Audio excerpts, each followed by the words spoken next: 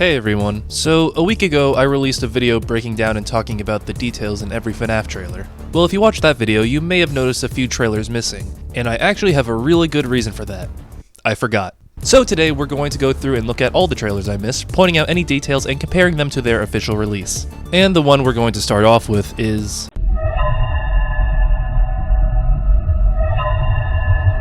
the FNaF World trailer was released on October 30th, 2015.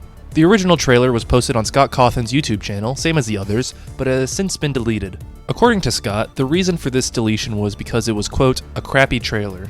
Don't worry, Scott, I'll try to make this trailer look deeper than you've probably intended it to be. The trailer opens with Scott's usual editing style, the ominous zoom-ins and text on black. Something I want to mention is the empty heads we zoom in on. This feels like it's supposed to be calling back to the FNaF 3 good ending. If you were there at the time and remember it, at this point in the franchise, it felt like we were done. Even though FNaF 4 left a bunch of questions unanswered, you could have argued that there was enough for a full story there. And FNaF 3 already gave us somewhat of a satisfying conclusion. This was all capped off with that Scott Games teaser Scott gave us that featured all of the animatronics together. The way this FNaF World trailer opens feels like it's acknowledging that ending, saying, yeah, we're done with those games now. They've stalked you, they've haunted you, but it's time to move on to something new now. When we get the reveal of the new cutesy animatronics, we get this vintage meme sound effect. This popular sound clip originated from a 2008 YouTube video titled The Banana Mishap, posted by a user named MakeMeBad35. This video is certainly a product of its time, feels very early Smosh. It's about this guy who blames his friends for eating all of his bananas. He says the magic words when he discovers macaroni in a banana peel. What the fuck? You might be thinking, why am I talking so much about this video? Well, what if I told you there's a deeper meaning in all of this?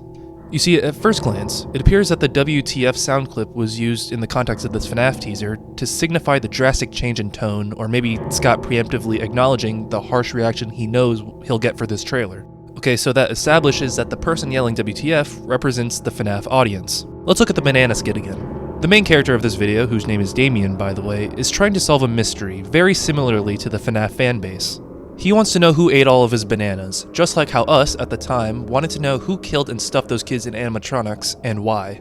Hell, he even finds banana peels, or should I say the corpses of bananas, scattered in different parts of his apartment, kinda similar to how we find the corpses of children scattered around the FNaF 2 location in the Save Them minigame. In fact, in the infamous WTF clip, there is something stuffed inside of somewhere it's not supposed to be.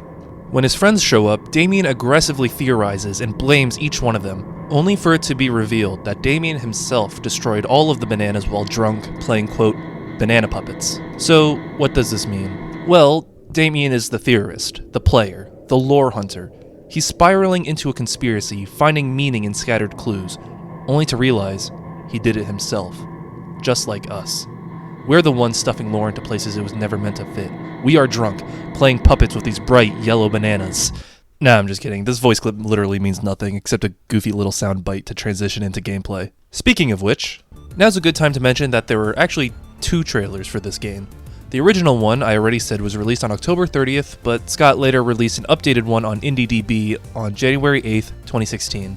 The second trailer features gameplay that is more accurate to what people got in the actual release, but the first trailer is a bit different from what we got. Specifically, this shot of a 3D Freddy walking around the map.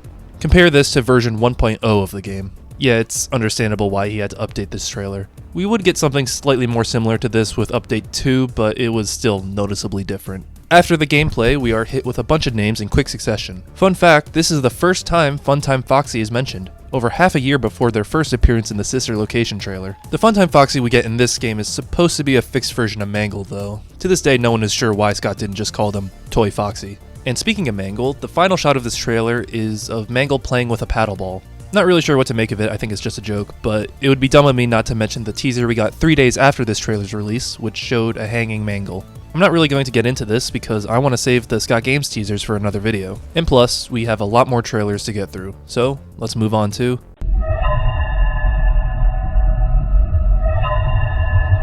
jumping ahead 4 years, we have Five Nights at Freddy's AR Special Delivery, the now unplayable mobile game where we got Liberty Chica and Choco Bonnie.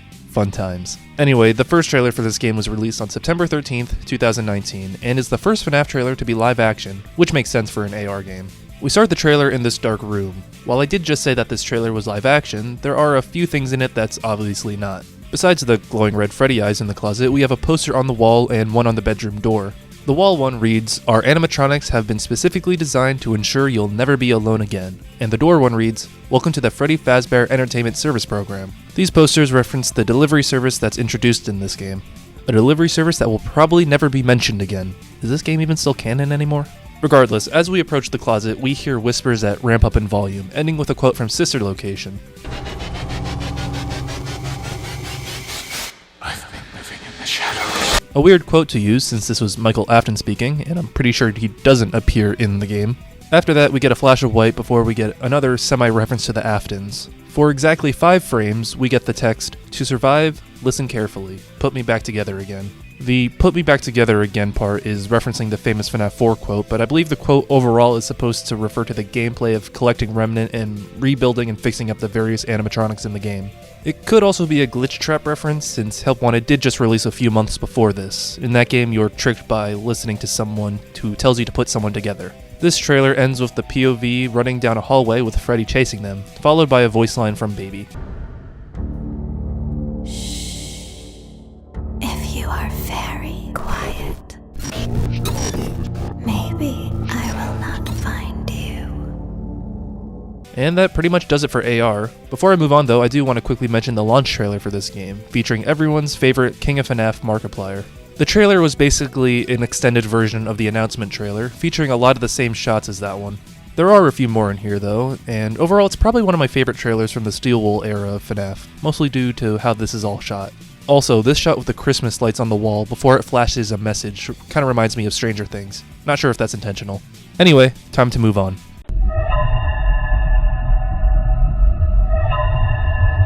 The trailer for the Five Nights at Freddy's Security Breach Ruin DLC was released on May 19th, 2023. Most of the voice lines in this trailer are not used in the actual game. In fact, the only line of dialogue in this trailer that is used in the actual release is this quick line from Cassie. Gregory, run! The visuals in this trailer are all taken from in-game. Some actual gameplay, some establishing shots, all of this culminating with the reveal of what we now know to be mixes. Like a lot of Steel Wool trailers, there's not really much to talk about.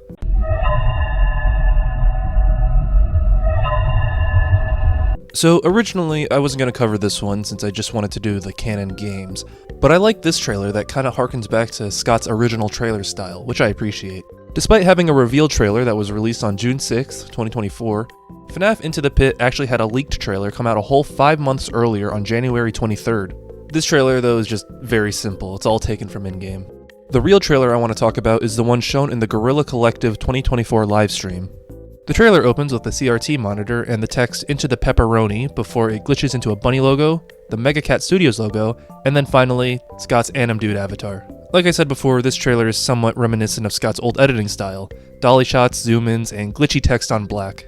Everything after the intro does appear in the actual game. The text in this trailer also feels very classic FNaF, with the first few lines describing the location and the later ones describing the gameplay. And that's pretty much the trailer for Into the Pit. Short and sweet like the game itself.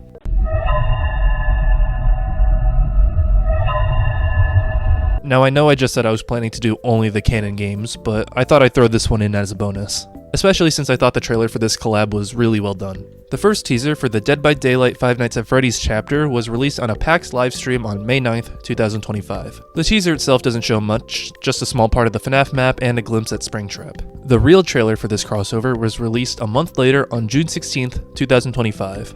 The trailer starts with infamous DBD character Meg Thomas entering the security office that's a part of Springtrap's power in-game.